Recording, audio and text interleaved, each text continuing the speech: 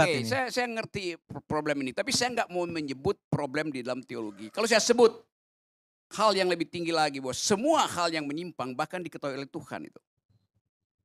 Ina rabaka labil mirsad. Tuhan melihat segala hal. Surat Al-Fajr ayat 14. Saya lanjut ya. Itu catatan kaki aja tadi. Buat nerangkan pada Islam bahwa gua tahu itu. Welcome to Furman Penipahan Channel. Oke.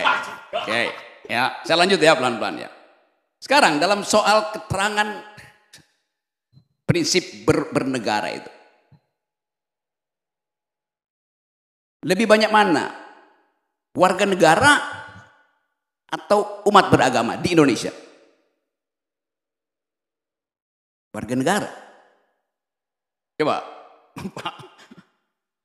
Risetnya karena di Indonesia itu automatically namanya warga negara Indonesia ya beragama. Soal agamanya apa itu urusannya masing-masing. Ya, itu masalahnya. Gak ada masalah dong, Mas. Ya, saya mau terangkan masalahnya itu. Bang Rocky, saya nggak nangkep korelasinya, Bang. Oke. Saya terangkan korelasinya ya. Saya terangkan perlahan-lahan ya. Anda anggap bahwa sama jumlah warga negara dan sama dengan jumlah orang beragama. Artinya semua orang memakai agama sebagai kewajiban. Betul tidak? Konstitusi kita jelas. Apa? Iya logikanya. Pancasila itu sila pertama adalah ketuhanan yang Maha Esa. Artinya sebagai warga negara tentu dia harus memiliki keagamaannya masing-masing, harus beragama. Maka dilarang komunisme di Indonesia. Jangan panjang-panjang, ini problem logik saja. Agama di Indonesia itu hak atau kewajiban? Hak dong. Nah, jelas itu kan hak, ya kan? Ini masalahnya kalau Anda MUI, bahkan cara berpikir Anda tidak paham bahwa konstitusi itu tidak mewajibkan. Hak beragama dijamin oleh negara, oleh konstitusi. Nggak ada disebut kewajiban beragama di situ. Bukan saya mau main-main dengan agama, tapi saya mau konsisten di dalam pandangan konstitusi, agama itu adalah hak. Artinya bisa dipakai, bisa tidak dipakai. Bahwa prakteknya dipakai semua itu soal lain. Tapi formally agama itu adalah hak, boleh dipakai, boleh tidak dipakai. Jadi secara matematik, kalau jumlah warga negara sama dengan jumlah umat beragama, agama itu bukan hak tapi kewajiban. Atau Anda bisa balik, semua orang memakai haknya. Oke.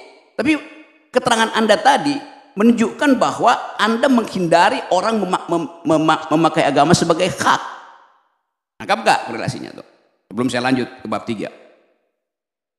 Tunggu, saya mau beresin dulu ini. Karena kita mau fair dong. Iya, logikanya masuk. Tapi kita sedang berbicara Panji Gumilang. Oke, saya bisa membaca warna arah pemikiran Rocky Gerung bahwa kalau itu hak, artinya boleh seseorang itu menyampaikan seradikal apapun tentang pemahamannya, kan begitu kan ya. Ini sebenarnya saya sudah memahami apa yang ada di kepala Rocky Gerung. Dia berbicara sebagai warga negara, bukan sebagai umat beragama. Kalau diskusi seperti ini menarik, cuman artinya memang kita berbeda ya.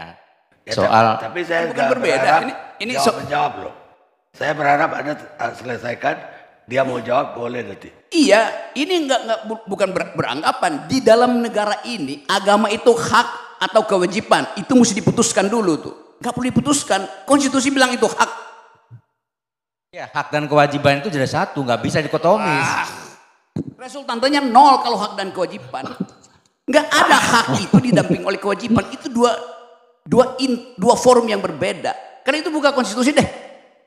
Supaya kita fair debatnya di sini. Ya makanya lanjutin aja. Karena itu saya mau terangkan tadi bahwa kalau ini negara berdasarkan agama, negara yang beragama, maka agama menjadi kewajiban.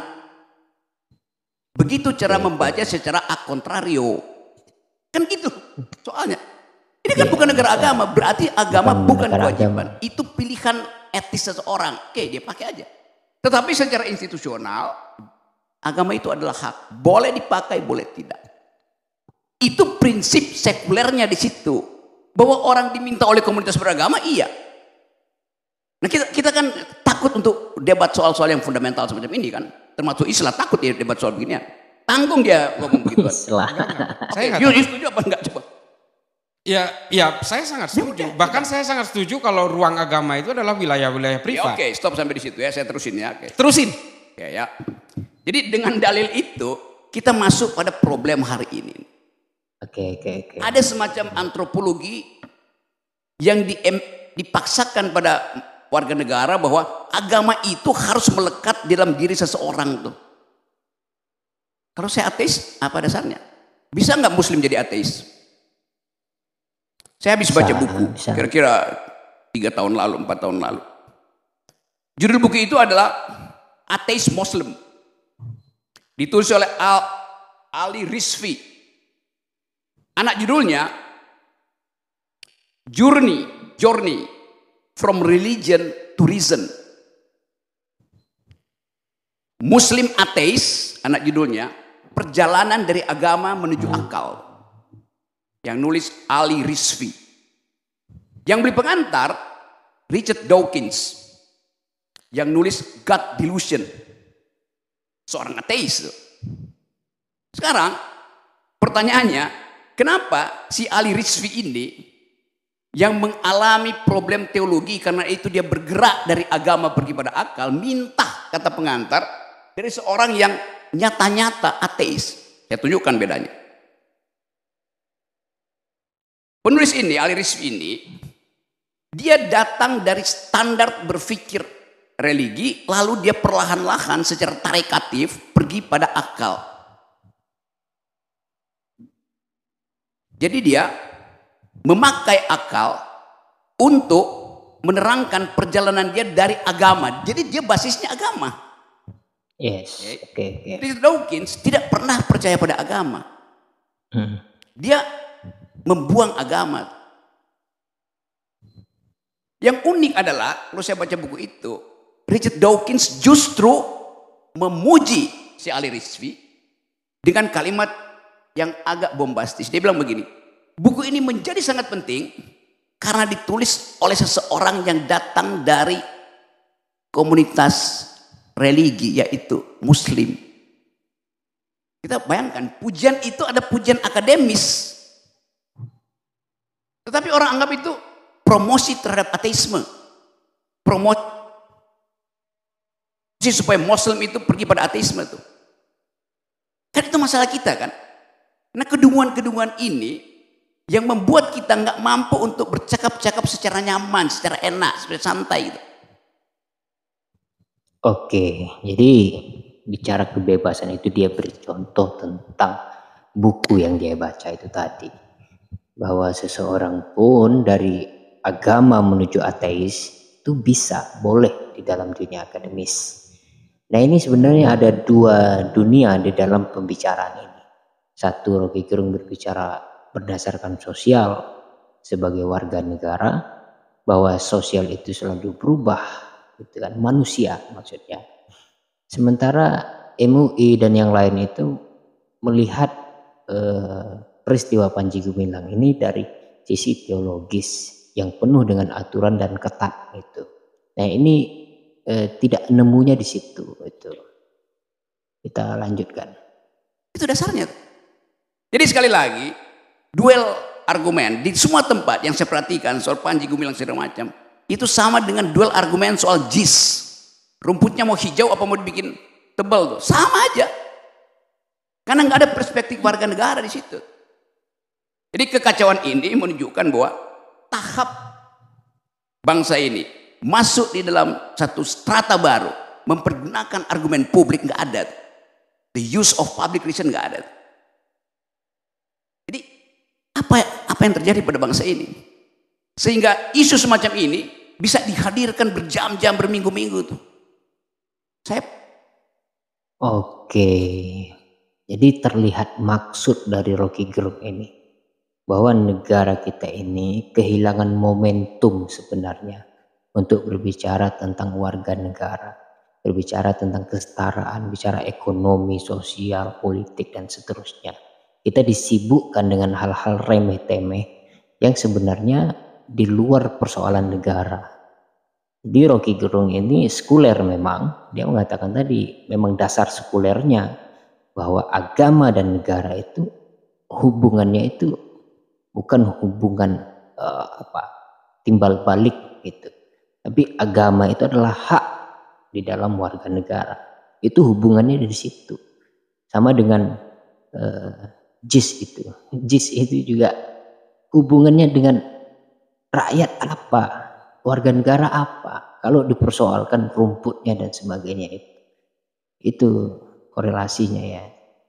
Jadi negara ini dungu, kata Rocky Gerung, karena kehilangan momentum untuk berbicara esensial tentang hutang, tentang kemiskinan, tentang macam-macam lah gitu ya. Lanjutkan. Pernah diundang kasih ceramah di Ngeruki, pesantren Ngeruki di Solo. Saya masuk, diundang ketika Abu Bakar Basir masih ada di dalam penjara. Saya duduk di kursi Abu Bakar Basir, ditemani oleh bukan anaknya, adiknya tuh. Dipasang CCTV. Laporannya ada 4.000 orang mau dengar ceramah saya. Saya masuk ke situ, polisi bilang begini, Pak Rocky ini sarang teroris, jangan ke situ. Saya bilang saya diundang. Nah ini juga agak melompat ya, tapi ini masih ada hubungannya dengan peristiwa keagamaan. Bagaimana kekhawatiran negara ini tentang agama gitu ya. Salah satu contohnya dia ketika diundang di pesantren Ruki itu. Sebagai non-muslim untuk bicara di situ. Oke. Di forum internum mereka.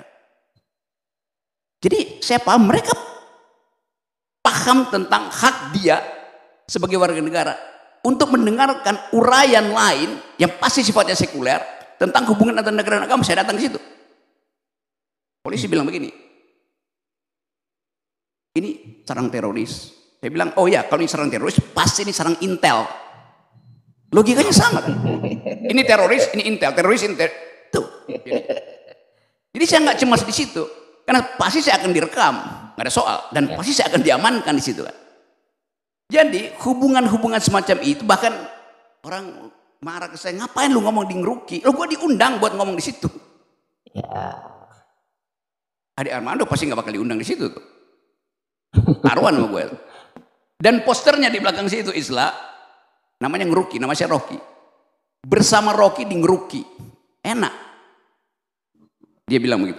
Nah saya balik lagi pada problem kita hari ini ya. Kita tahu genealogi dari Azaitun itu dipakai sebagai umpan untuk memetakan potensi keretakan bangsa atau potensi untuk memecah belah bangsa, sama aja. Jadi itu dalilnya sebetulnya tuh. Kenapa isu ini panjang terus? Kenapa headline dibikin terus? Karena petanya belum dapat. Peta buat apa? Ya buat pemilu. Oke. Kenapa itu diangkat sekarang? Karena sekarang tahun pemilu. Ya. Kenapa JIS diangkat terus-menerus? Karena tahun pemilu. Jadi hal-hal yang sifatnya forum internum itu biarin aja. Kita batinkan aja tuh. Dan kita coba lihat bagaimana kekuasaan memanipulasi opini publik dengan mengerahkan energi publikasi headline itu ke Indramayu. Sementara tukar tambah koalisi, upaya untuk menghalangi pemilu yang jernih itu, makin lama makin terlihat kebusukannya. Kasak-kusuk politisi elit itu. Jadi buat menutupi kebusukan elit, maka kamera disorotkan ke JIS, kamera disorotkan ke Azaitun. Kan kita mesti waspada juga dengan cara berpikir itu. Jadi jangan sampai cawe-cawe di bidang agama sebetulnya diumpankan untuk mempercepat cawe-cawe di bidang politik. Assalamualaikum warahmatullahi wabarakatuh. Jadi Rocky Gerung itu sebenarnya hanya menjadi alarm untuk warga negara bahwa tetap waspada, tetap kita berbicara tentang kepentingan negara gitu. Terlepas dari persoalan internum atau internal Islam, yaitu ada kesesatan pesantren Azaitun, maka dilepaskan itu, maka selesaikan itu sebagai forum internal gitu. bukan dibombardir kemana-mana sehingga lebay gitu ya, sehingga lebay ya, apa istilahnya ya gitu kira-kira. Sementara kita dipermainkan oleh rezim hari ini dengan headline dan sebagainya itu. Tetap kita waspada gitu ya. Jadi itu intinya. Tapi bagaimanapun intinya itu tadi, saya tidak setuju dengan pemikiran Rocky Gerung bahwa dia menyampaikan Nabi itu hadir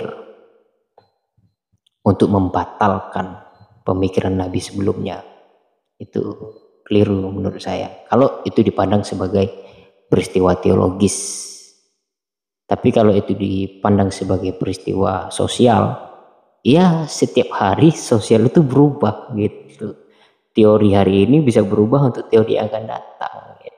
Makanya dia sebut berkali-kali bahwa dia sosial gitu. Saya rasa itu yang bisa saya reaction dari video ini. Keren, tetap selalu keren Rocky Gerung. Wassalamualaikum warahmatullahi wabarakatuh.